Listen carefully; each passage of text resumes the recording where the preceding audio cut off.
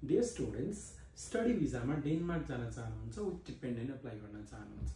डेनमार्कमा आएको नयाँ rules and regulations, नयाँ ल फर इन्टरनेसनल स्टुडेन्ट्सहरू सुनेर तपाईँ झुकिनु भएको छ, तर्सिराख्नु भएको छ। झुकिनु मतलब तपाईँलाई प्रब्लम भइरहेको छ, अब डेनमार्क जान नमिल्ने भयो भन्ने भइरहेको छ भनेदेखि चाहिँ यो भिडियो तपाईँको लागि हो। यदि तपाईँ डेनमार्कमा पब्लिक युनिभर्सिटीहरूमा एप्लाई गर्न चाहनुहुन्छ भनेदेखि गर्नुहुन्छ भनेदेखि चाहिँ तपाईलाई अहिले जो अप्लाई भएको रुल्सहरू छ, जो नयाँ रुल्स एन्ड रेगुलेसन्सहरू छ, डिपेन्डेन्ट गर्न नपाउने लगायत हरेक रुल्सहरू छ, त्यो चाहिँ एप्लिकेबल हुँदैन। तपाईँ पब्लिक युनिभर्सिटीमा चाहिँ अप्लाई गर्न मजासँग सक्नुहुन्छ। तर 2026 जनवरी फेब्रुअरीको लागि एप्लिकेसन भने ओपन भइसकेका छन् पब्लिक युनिभर्सिटीहरूमा र तपाईँ यदि त्यो युनिभर्सिटीमा स्टडी गर्न चाहनुहुन्छ भने विशेष गरी मास्टर्सको लागि ओपन भएको छ। ब्याचलरको लागि चाहिँ छैन अहिले जनवरी फेब्रुअरी इन्टेकको चाहिँ, तर मास्टर्सको लागि चाहिँ प्रोग्रामहरू छ। त्यो भएको कारणले गर्दा तपाईँ ब्याचलर पास हुनुभएको छ र तपाईँको आइएल्समा ओभरअल 6.5 नट लेस देन 6 छ।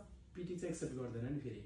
यदि त्यो रिक्वायरमेन्ट तपाईँसँग छ भने तपाईँ आज नै नेपालको बिगेस्ट ब्रान्ड वर्ल्ड एजुकेसन हो, त तपाईँलाई थाहा छँदैछ, भिजिट गरिहाल्नुहोस्। See you there.